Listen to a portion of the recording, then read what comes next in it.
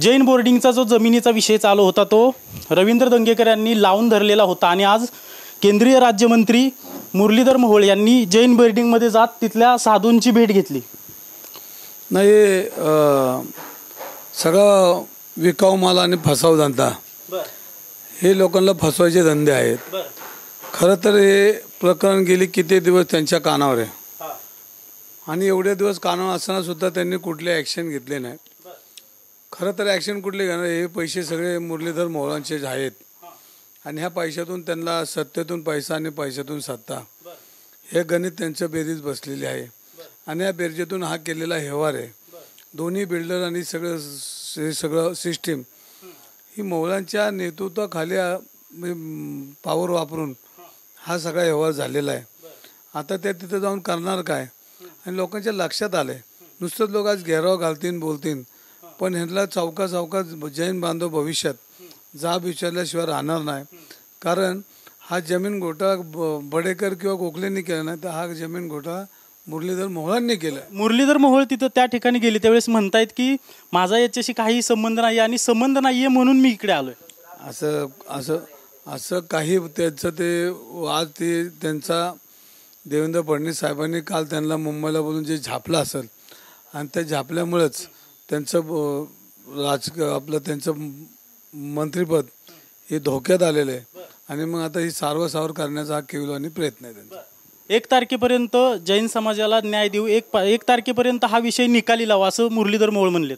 कारण आता मंत्रिपदावरच आलंय त्यामुळं आता हे सगळं त्यांना करावंच लागणार आहे. कारण जनता रस्त्यावर आल्यानंतर नेत्याला घरी बसावं लागतं. आता जनता रस्त्यावर यायला लागली आणि 1 तारखेची का वाढ बघता, उद्याच करा की. 1 तारखेला होणार आहे आम्हालाही माहिती आहे, कारण तुमचं मंत्रिपदच जाणार आहे. त्यामुळे तुम्हाला हे करावंच लागणार आहे आणि हे जर नाही केलं तर तुम्हाला राजकारणातून भविष्यात फुल्ली मिळेल हे त्यांना जाणीव झालेली आणि त्यामुळं ते आता एक सेटलमेंटची भाषा बोलतात. कारण ह्याच्यापूर्वी जैन समाजाची लोक त्यांच्या दारात जाऊन आली, घरी जाऊन आली. आज गेली 15 दिवस हे सगळं प्रकरण चाललंय. 15 दिवसात का ॲक्शन नाही घेतली, आजच का घेतली, तरी देवेंद्र फडणवीस साहेबांनी त्यांना तोच प्रश्न आहे मामा की रात्री केंद्रीय राज्यमंत्री मुरलीधर मोहोळ मुख्यमंत्र्यांना भेटले आणि रात्री मुख्यमंत्र्यांना भेटून आल्यानंतर आज जैन बोर्डिंगला थेट जाऊन भेट दिली. काय नेमकं झालं असेल एका रात्री? हा जनतेचा रेट आहे आणि जनता जेव्हा रस्त्यावर उतरते तेव्हा ह्यांना पळो की सोळं व्हावं लागतं. तर आज देवेंद्र फडणवीस साहेबांचं खऱ्या अर्थानं अभिनंदन केलं पाहिजे की ह्या प्रकरणामध्ये आपण जातीने लक्ष घातलं आणि ज्या पद्धतीनं बोलले असतील त्या पद्धतीनं आज खासदार त्या जागेवर जाऊन मी आता 1 तारखेपर्यंत करतो हे शब्द ऐकण्याकरता जैन समाजाचे कान आतुरतेने वाट बघत होते. आज ते बोललेत, पण 1 तारीख लावता कशाला, उद्या बी होऊ शकतं आणि आत्ता बी होऊ शकतं. कारण गोखले असतील, बडेकर सगळं बोगसपणा केलेला आहे. ह्यांच्या उलट पोलीस खटला यांच्यावर दाखल करावा. कारण यांनी कशी जागा बोगस चोरली, धर्मदायुक्ताच्या अधिकारात असलेली जागा चोरली आणि हे बोगस कारभार ह्याचा आता उद्रेक व्हायची वेळ आली. त्यामुळे आता त्यांना तिथं क्षमायाचना करायची तिथं वेळ आली. माझा काही संबंध नाहीये, पण या विषयाचं रवींद्र दंगेकर राजकारण करतायत असं त्यांच्याकडून तुमच्यावर आरोप केला. नाही मी राजकारण करतो नाही करतो हे राजकारण बाजूला ठेवा. तुम्ही जैन धर्म आज बोलला, मी 1 तारखेपर्यंत सोडवतो, हेच कान माझे बी आतुरतेने वाट बघत होते. कधीतरी एकदा चोरी केल्यानंतर माल कव्हर करावा लागतो. आता ते माल कव्हर करतील असं वाटतंय, कारण ही त्यांच्यावर ही वेळ आली तर ही वेळ जनतेच्या रेट्यामुळे आलेली आहे. तुमचे पण कान आतुर होते की मुरलीधर मोहोळ असं बोलतील. हां, म्हणजे आता त्यांची वेळ ती झालेली, नाही दिले तर त्यांना घरी बसावं लागेल. एक जागा पाहिजे का मंत्रिपद पाहिजे ह्याच्यावर तडजोड आहे. एक तर जागा तरी द्यावी लागेल, नाही तर मंत्रिपद तरी घालावं लागेल. रात्री मुख्यमंत्र्यांना भेटून ही तडजोड झाली. 100% त्यांना देवेंद्र फडणवीसांनी कान पिचक्या दिल्या असतील, हे प्रकरण मला मिटून दे आणि नसं मिटून आलं तर तुला भविष्यात तुझी अडचण उभी राहील.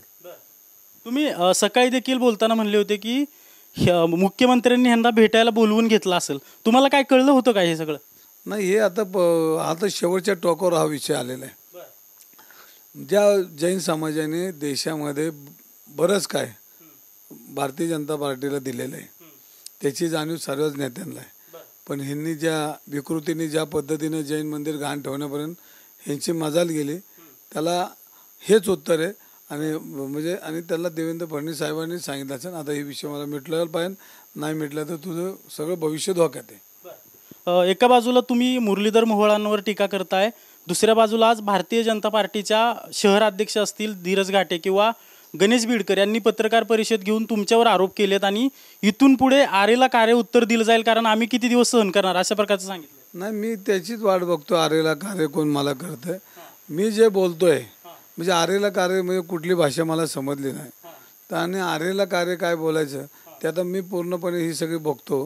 मी आता आत्ताशी माझा कार्यक्रम संपलाय. ते काय काय बोलले त्याच्यावर मी नंतर उत्तर देतो. वक्फ बोर्डाची जमीन तुम्ही चोरली, रविवार पेठेत अनेक ठिकाणी अतिक्रमण केलेत, आता त्याच्यावर आमचं लक्ष आहे अशा प्रकारचं सांगण्यात आलंय. मी ते म्हणतो वक्फ बोर्डची जमीन मी चोरली तर मी महावीरांची जमीन नाही चोरली. वक्फ बोर्डची चोरली तर ते कोर्टात माझं चाललेलं आहे आणि त्याच्यामध्ये ज्यांनी वक्फ बोर्डच्या जागेसाठी स्टे दिला आहे, ज्यांनी ह्याच्यामध्ये सगळं प्रकरणामध्ये मी माझं लिगली असताना मला हायकोर्टाने त्याच्यामध्ये आम्हाला क्लीन चिट दिली असताना आपण कुठली पॉवर वापरून मला त्रास दिला हे आता हे वेळ नाही मला बोलायची. पण मी जर वक्फ बोर्डची जागा खाल्ली असेल तर मी जैन धर्माची खाल्ली नाही हे नक्की. आणि आता तुम्ही जैन बोर्डिंगचा प्रश्न कुठंतरी तुम्ही लावून धरल्यामुळे प्रश्न सुटला असं वाटतंय तुम्हाला? नाही, सुटेपर्यंत लढणार आहे. आणि आर्य कार्य कोण करत असेल तर त्याला कार्य बी करायला माझी तयारी आहे. शेवटी हा जनतेचा प्रश्न आहे, हा महावीरांचा प्रश्न आहे. आणि देव देश घाण ठेवणारे जर लोक ह्या विकृतीत असतील तर त्यांच्यावर तर लढा उभाच करावा लागेल. जैन बोर्डिंगमध्ये जे साधू आहेत तिथं जैन मुनी आहेत त्यांची कधी भेट घ्यायला जाणार आहे नेमकं? तुम्ही तिकडे अजून गेलेलं नाही? नाही, याच्यामध्ये त्या ठिकाणी मला जाताना मनाला दुःख होतं आहे की आम्ही लोक राजकारणी लोक देवांना बी सोडत नाही. ज्या दिवशी ते मंदिर उभं राहील आणि ज्या दिवशी ते मंदिर उभं राहील त्या दिवशी मी पुणेकरांना जिलबीचं वाटप करेन आणि लोकांना त्या दिवशी तो आनंद मी करेन. त्यावेळेस मी त्या जागेवर जाईन. भाजपच्या नेत्यांकडून सांगण्यात येतं की रवींद्र दंगेकरांना एकनाथ शिंदेंना निरोप दिलाय आणि या प्रकरणात तुम्हाला शांत राहायचं सांगितलं. म्हणजे जे चोरी करतात जे आरोप प्रत्यारोप करताय त्याच्यात मी फक्त जी विकृतीवर बोलतोय, मी पक्षावर बोलतच नाही, विकृती बोलतो. विकृती माझी लढाई चालू राहणार आहे. पुण्यातले भारतीय जनता पार्टीचे नेते सगळे आता एकवटले तुमच्या विरोधात. कोण सगळे लाभार्थी आहेत, सगळे बोगस लोक एकत्र झालेत. खरे सैनिक, खरे सच्चे भारतीय जनता पार्टीचे कार्यकर्ते माझ्याबरोबर आहेत. शिवसेना जी आहे तुमची त्यांच्यात देखील तुम्ही आल्यापासून आणि तुम्ही चंद्रकांत पाटील, मुरलीधर मोहोळ यांच्यावर आरोप करता तेव्हापासून अस्वस्थ असल्याचं भाजपचे नेते म्हणतात. अस्वस्थता आहे हे सगळं फक्त आता जैन मंदिरावर बोलू. अस्वस्थ कोण आहे काय हे आता नंतर बघू. फक्त आता महत्वाचा प्रश्न की जैन मंदिर हे मुक्त झालं पाहिजे एवढाच विषय. जैन बोर्डिंगला भेट देणार आहात का? कधी जाणार आहे काय? जैन मंदिरला मी सन्मानाने जाणार. भगवान महावीरांचं त्या दर्शन घेणार. बाकीच्या ठिकाणी मी देवळात जातच असतो. दर्शन कधी घेईन की ह्या विळख्यात सापडलेला घाण ठेवलेलं मंदिर जोपर्यंत मुक्त होत नाही तोपर्यंत मी त्या मंदिराला भेट देणार नाही. मुरलीधर मोहोळांचेच पैसे त्या ठिकाणी इन्व्हेस्ट झालेत असं देखील अजून तुम्ही म्हणताय आणि आता मुरलीधर मोहोळच तिथं जाऊन भेटलेले आहेत. काय नेमकं झालंय? आता हे जे झालं हे देवेंद्र फडणवीसांनी जे त्या प्रकरणात लक्ष घातलंय त्यामुळे हे प्रकरण लवकर सुटेल हा माझा विश्वास आहे.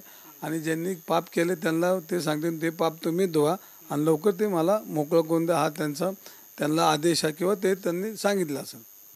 आपण पाहतोय की मुख्यमंत्री देवेंद्र फडणवीस यांची रात्री भेट झाली मुरलीधर मोहोळ आणि मुख्यमंत्री देवेंद्र फडणवीस यांची आणि त्याच्यानंतर दुसऱ्या दिवशी लगेच मुरलीधर मोहोळ जे आहेत ते जैन बोर्डिंगला भेट देण्यासाठी गेले आणि तिथं त्यांनी भाषण देखील केलं. या प्रकरणाशी माझा संबंध नाहीये म्हणून मी इथं आलो. मात्र रवींद्र दंगेकर यांच्याकडून सांगितलं जातं की हे सगळे पैसे जे इन्व्हेस्ट त्या ठिकाणी केले गेलेले आहेत ते सगळे मुरलीधर मोहोळांचेच आहेत. मात्र मुख्यमंत्र्यांनी काल त्यांची खरडपट्टी काढली आणि एकतर जागा हवी की मंत्रिपद हवंय असं विचारल्यानंतर मुरलीधर मोहोळ आज त्या ठिकाणी जाऊन भेटले आणि 1 तारखेपर्यंत हा सगळा विषय सोडवू असं सांगितलं असल्याचं रवींद्र दंगेकर यांच्याकडून सांगण्यात येत आहे. कॅमेरा पर्सन रोहितसह अजिंक्य धायगुडे, TV9 मराठी, पुणे.